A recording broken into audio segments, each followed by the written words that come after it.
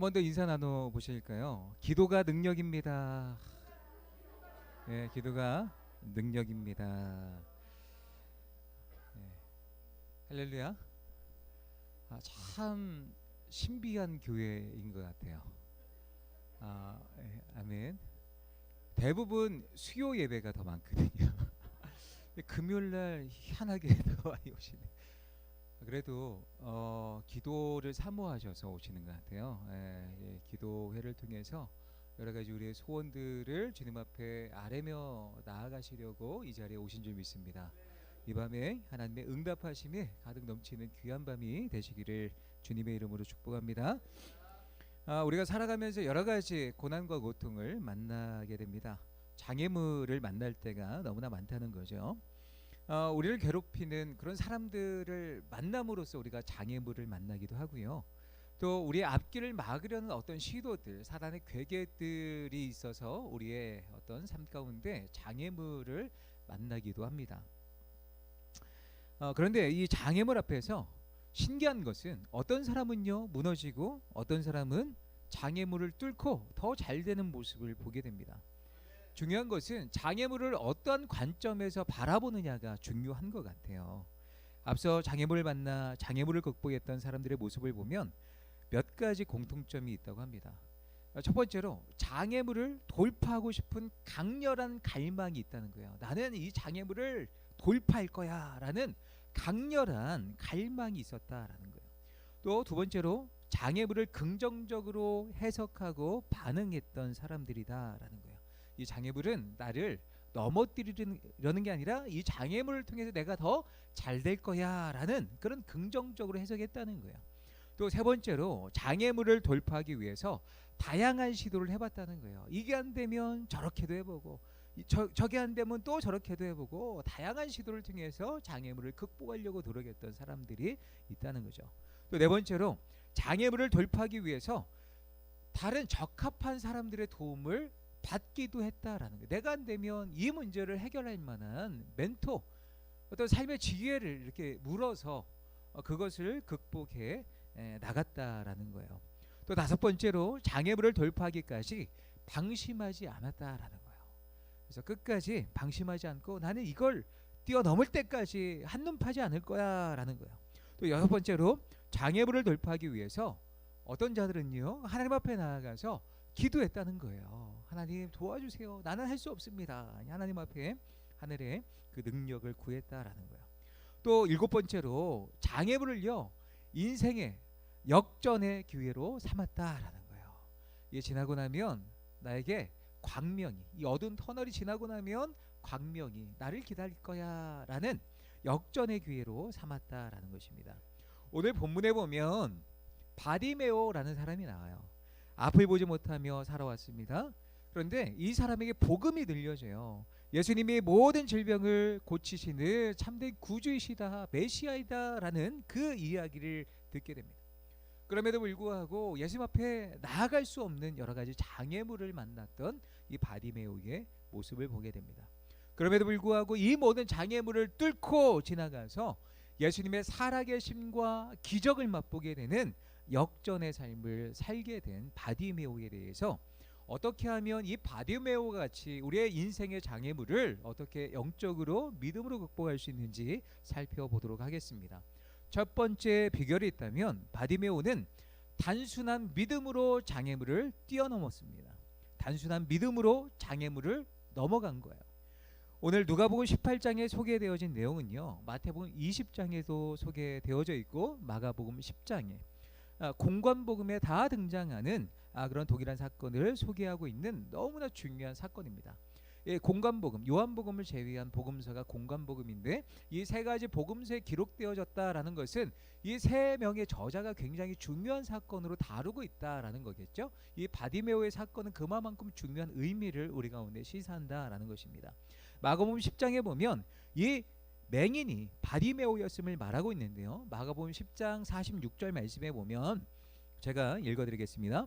그들이 여리고에 이르렀더니 예수께서 제자들과 허다한 무리와 함께 여리고에서 나가실 때에 디메오의 아들인 맹인 거지 바디메오가 길가에 앉았더니 라는 말씀이 있어요. 바디메오, 이 맹인은 바디메오였다라는 거예요. 그가 했던 일이 무엇이었냐면 구걸이었습니다. 거지였습니다. 구걸하고 있는 어느 날 이 바디메오는 나사렛 예수가 이 여리고를 지나가신다라는 소식을 듣게 되었어요. 그 순간 바디메오는 소리를 지르기 시작합니다.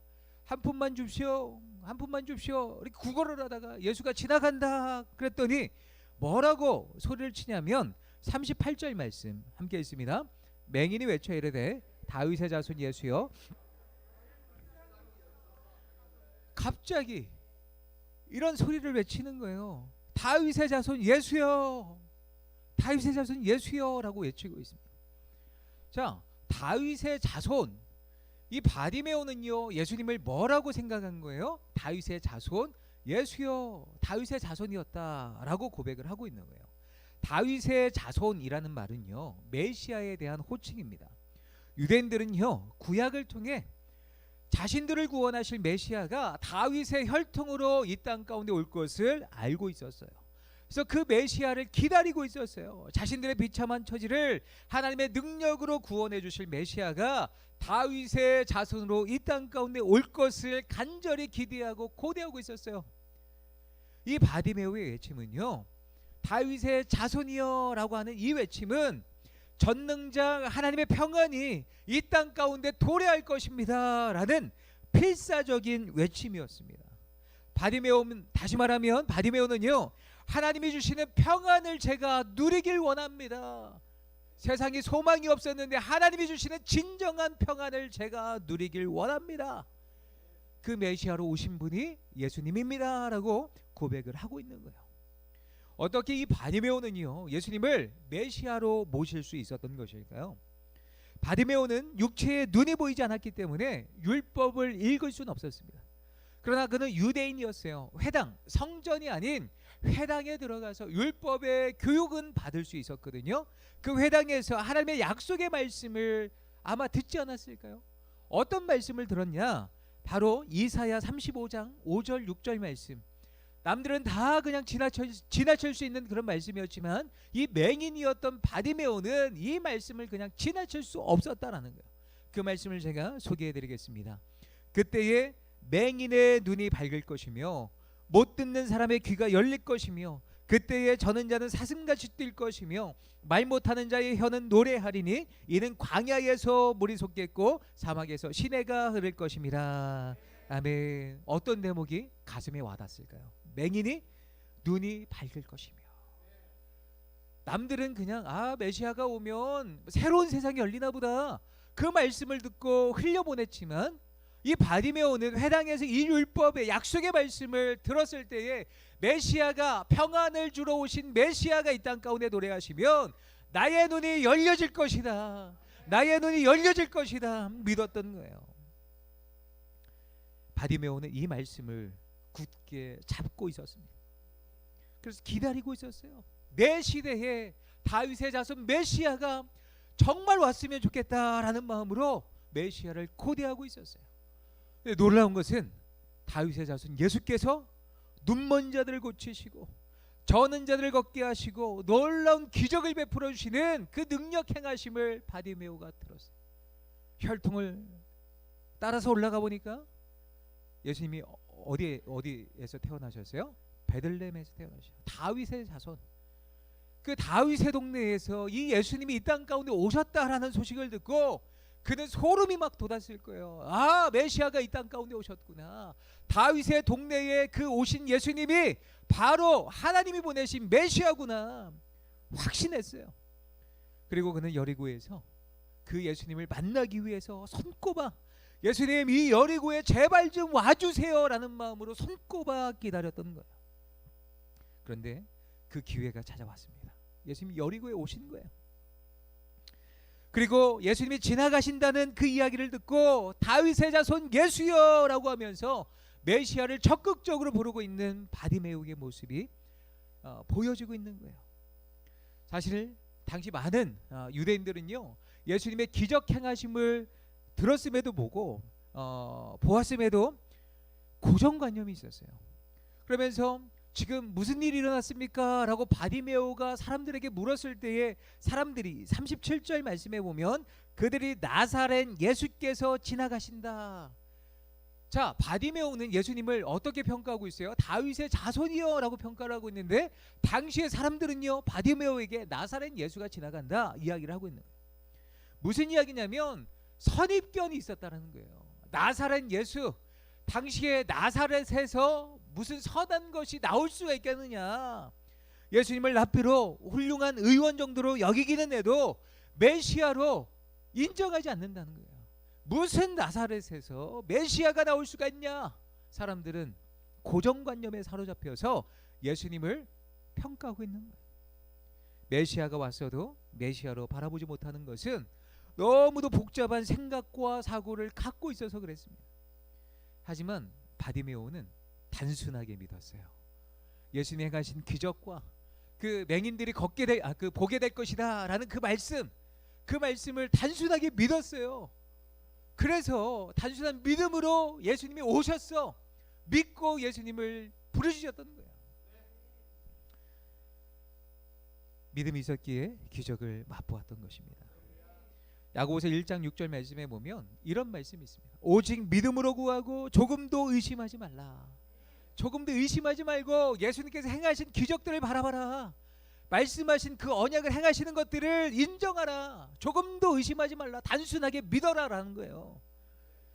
히브리서 11장 6절 말씀에 보면 믿음이 없이는 하나님을 기쁘시게 하지 못하나니 하나님께 나아가는 자는 그가 계신 것과 또한 그가 자기를 찾는 자들에게 상 주시는 이심을 믿어야 할지니라. 단순하게 믿으라는 거예요. 조금도 의심하지 말고 믿으라는 거예요. 그러면 하나님이 우리 가운데 상 주신다는 거예요. 그렇습니다. 이 시간 오늘 이 밤에 하나님의 살아계심, 예수 그리스도의 살아계심을 인정하며 나의 인생 가운데 구원을 행하시고 나의 삶의 모든 문제를 해결해 주실 수 있는 오주 삼남한상을 쥐고 계신 주관하시는 그 예수님을 인정하며 단순하게 예수님은 나의 모든 문제를 해결하실 수 있습니다 라는 이 단순한 믿음으로 주님 앞에 부르짖어 기도하시기를 예수님의 이름으로 축원합니다. 두 번째로 바디메오는요 기도로 장애물을 넘게 됩니다.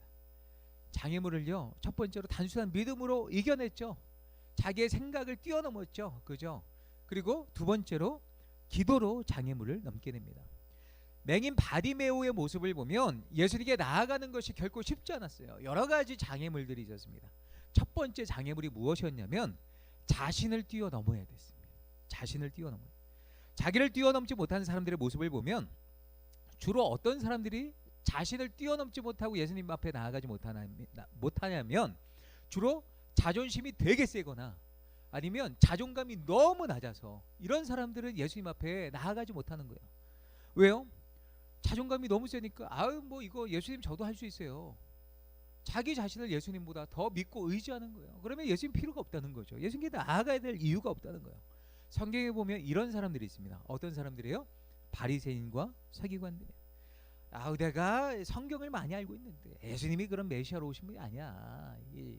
내가 더 잘하는데 예수님이 그런 역사를 이렇게 펼쳐도 아니야. 자기의 어떤 그 성경적인 지식을 그 어떤 그 자신감 때문에 이 자존심이 너무 세서 예수님 앞에 나아갈 공간이 없는 거예요. 예수님을 받아들일 공간이 없는 거죠. 또 자존감이 너무 낮은 사람들 성경 속에 보면 아마 광야 속에 있는 이스라엘 백성이지 않을까 생각을 해봅니다. 출애굽했던 이스라엘 백성들은요 정탐꾼을 보내서 보고를 받잖아요. 그때 뭐라고 이야기를 하냐면 그들은요 가나안 족속은요 거인 같고 우리는 그들의 박 같아요. 우린 메뚜기 같아요 라고 하면서 우린 못해요 라고 할 수 없어요. 하나님의 하나님 되심을 보여줬잖아요. 10가지 재앙 경험했잖아요. 홍해를 마른 땅처럼 걸었잖아요. 그럼에도 불구하고 하나님의 하나님 되심을 인정하지 못하는 거예요. 하나님 우리 못해요.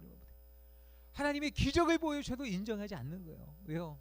내 약함과 나의 어떤 그 메뚜기 같이 자신을 박과 같이 여기는 그런 자존감이 너무 낮아서 하나님을 의지하지 못해서 살아가는 그런 사람들에게 하나님의 기적의 어떤 능력이 나타나지 못할 때가 많다는 거죠. 사랑하는 성도 여러분, 우리가 왜 기도하지 않을까요? 예수님을 믿지 못하는 거예요. 예수님, 가정의 문제는요, 제가 더 전문가입니다. 입시, 취업의 문제, 일단 신앙생활보다 열심히 공부해야 되는 거 아니에요? 일단 제가 전문가예요. 일단 열심히 노력해보고 잠깐 빠져 계세요. 우리가 이렇게 생각하는 거예요. 지금 주님께 기도하는 것보다 더 중요한 것이 있다니까요. 기도하지 않아요. 우리가 또 왜 기도하지 않습니까? 인생을 보면 늘 실패했어요. 기도해도 늘 실패한 것 같아요. 이루어지지 않는 것들이 얼마나 많은지 모릅니다. 하나님, 기도하면 뭐합니까? 또 우리의 시간을 허비해야 됩니까? 저 소망이 없어요. 하나님이 저를 버리신 인생이잖아요. 기도한들 무슨 능력이 나한테 나타나겠습니까? 이런 자존감이 너무 낮아서 어떤 기대감도 없이 하나님 앞에 나아가지 못하는 사람들이 너무나 많다는 거죠. 바디메오는 어떻게 보면 이 자존감의 문제 때문에 너무나 사람들에게 짓밟히고 맹인이었던, 앞을 보지 못했다는 이 이유 하나만으로 사람들에게 어떤 조롱을 받았어요. 멸시를 받았어요. 당시에는요, 어떤 병을 이렇게 앞을 보지 못하거나 중풍병에 걸리거나 귀신 들리거나 이런 어떤 병에 걸리면 하나님의 심판이라고 생각했어요. 아우, 저 하나님의 심판받아서 앞을 보지 못하는 거야. 사람들이 바디메오를 볼 때마다 이렇게 저주했다니까요. 야, 너는 하나님의 저주를 받아서 그런 거야. 왜 나는 이렇게 저주받은 인생일까? 자기 자신을 옥죄어서 그렇게 살 수밖에 없는 그런 인생이었다는 거죠. 이 죄의식, 자기 비하, 패배주의 의식에 멈춰 있었으면 이 바디메오는 예수님 앞에 나아가지 못했다는 거예요. 나 같은 사람도 받아주실까? 하나님이 나를 버리신 인생인데 나같이 저주받은 자도 받아주실까? 그러나 분명한 것은 바디메오는 자신과의 싸움에서 이겼어요. 예수님 앞에 나아갔던 거예요. 예수님, 비록 저주받은 인생이라 할지라도 가엾은 나를 불쌍히 여겨 주시옵소서. 그러면서 나아갔던 거예요. 38절 말씀에 보면 함께 있습니다. 맹인이 외쳐 이르되 다윗의 자손 예수여 나를 불쌍히 여기소서 하거늘. 나를 불쌍히 여기소서. 예수님, 저는 그렇습니다. 저는 저주받은 인생일 줄 몰라요. 그런데 예수님, 저를 불쌍히 여겨주세요. 39절에도 다윗의 자손이여 나를 불쌍히 여기소서. 두 번이나 강조하고 있어요. 나를 불쌍히 여기소서. 어떤 때 우리가 이런 고백을 주님 앞에 합니까? 나를 불쌍히 여겨달라. 인간으로서 희망이 없을 때, 조금이라도 어떤 신뢰 같은 어떤 가능성이 보이지 않을 때, 이런 삶의 절규로 나를 좀 불쌍히 여겨달라고 누군가를 붙들고 이런 이야기, 절규를 하지 않습니까? 하나님 앞에 나아갔던 거예요. 예수님 앞에 나아갔던 거예요. 나는 할 수 없습니다. 오직 예수님께서만 하실 수 있습니다. 나아갔던 거예요. 예수님을 만난 바디메오의 요청은요, 매우 단순했어요. 그저 자신을 불쌍히 여겨달라고 기도했던 거예요. 그렇습니다. 오직 주님의 자비하심 앞에 모든 것을 내어 맡기는 기도예요. 예수님만이 하실 수 있습니다. 나는 할 수 없어요. 이런 호소력 짙은 기도로 자신을 불쌍히 여겨달라는 것, 자존심을 다 내려놓고 주님 앞에 나아갔다라는 거예요. 제가 어렸을 적에 저희 어머님이 종종 이렇게 기도를 하셨어요. 다윗의 자손이여 예수여 나를 불쌍히 여기소서. 나를 불쌍히 여기소서. 정말로 30분, 1시간, 2시간 막 목이 터져라 막 외치면서 그렇게 간구했던 때가 있어요. 특히 막 부흥회 때 뭘 그렇게 말씀에 은혜를 많이 받으셨는지, 부흥회 때만 되면 단골 멘트였어요. 다윗의 자손이여 막 그러면서 막 1시간, 2시간 예전에 막 부흥했잖아요. 얼마나 제가 옆에서 막 듣고 깜짝깜짝 놀랐는지 몰라요. 뭘 그렇게 우리가 불쌍한지. 근데 절규였죠. 정말 하나님 앞에 나는 할 수 없습니다 라는 절규로 주님 앞에 나아갔던. 그런데 생각해 보면 어머님이 가정의 문제가 찾아올 때마다 이렇게 기도를 하셨어요. 단순하지만 반복적인 한 문장의 기도지만 30분 1시간 이 기도의 멘트를 주님 앞에 지속적으로 드리면서 이제 기도를 하셨어요. 제가 폐병을 앓았을 때도, 그리고 가정의 여러 가지 위기들, 물질의 위기들, 관계의 위기들, 건강의 위기, 모든 문제를 이 기도로 극복하셨다라는 거예요. 여러분, 우리의 삶 가운데 정말 기도가 필요할 때가 있다면 주님 앞에 주님의 행하실 일들을 기대하며 주님은 하실 수 있습니다. 나를 불쌍히 여겨 주시옵소서. 모든 자존심을 내려놓고 하나님은 하실 수 있습니다, 예수님은 하실 수 있습니다, 이렇게 기도하면 주님께서 반드시 우리 가운데 응답을 주실 줄 믿습니다. 그리고 바디메오의 두 번째 장애물을 뛰어넘는 특징, 첫 번째는 자기 자신을 뛰어넘었죠. 두 번째는요, 수많은 인파가 있어서 예수님 앞에 나아갈 수 없는 거예요. 예수님을 만나야 되는데 비켜달라고 하면 사람들이 그래도 맹인이지 어서 가서 좀 이렇게 고침을 받아라. 당시에는 인권이 없었어요. 인권이, 이 장애인들의 이 인권을 짓밟았던 시대였습니다. 아까 말씀드렸잖아요. 저주받은, 가까이 오지마, 내 몸에 닿으면 나도 부정 탈까, 절로 가 이런 시대였어요. 야, 조용히 안 해? 네가 뭔데 이렇게 떠들어? 말씀해보면 그래요. 시끄러워, 조용해. 주변 사람들의 어떤 반응이었죠. 그런데 수많은 인파로, 이 장애물로 예수님을 만날 수 없는 그 상황 가운데 바디메오는 어떻게 나아갑니까? 38절에 보면 맹인이 외쳐 이르되, 내 몸뚱이는 못 가도 외칠 수 있는 거예요. 소리는 갈 수 있잖아요. 그죠? 무슨 이야기입니까? 기도했다는 거죠. 기도, 절규의 기도로 주님 앞에 나아갔다는 거예요. 간절하게 주님을 부르고 있는 거예요. 내 삶 가운데 주님 찾아와 주셔야 됩니다. 제가 지금 갈 수는 없지만 예수님, 제 호소를 들어주셔서 응답해 주세요. 간절히 외치고 있는 거예요. 간절하고 급한데 언제 체면을 차리겠습니까? 제가 예전에 버스를 이렇게 타고 가는데 어떤 엄마가 갑자기 다급하게 이제 막 소리를 치는 거예요. 아저씨 세워주세요. 버스 기사가 말해요. 여기 정류장 아니에요. 한 정거장 더 가서 내리세요. 지금 여기서 내리면 저 벌금 내야 돼요. 냉철하게 그렇게 이야기를 하는데 안 돼요. 아이를 놓고 왔어요. 그러면서 절규하면서 막 두드리는 거예요. 그래서 아저씨가 문을 열어줘서 엄마는 막 울면서 그 바로 직전의 정류장에 아이를 찾아갔던 그런 장면을 보았던 기억이 있습니다. 급한데 다음 정류장까지 가서 돌아올 시간이 어디 있습니까? 자신의 아이가, 엄마가 없어진 것을 알고 얼마나 흐느끼고 슬퍼하고 있겠습니까? 급하면 부르짖을 수밖에 없다는 거예요.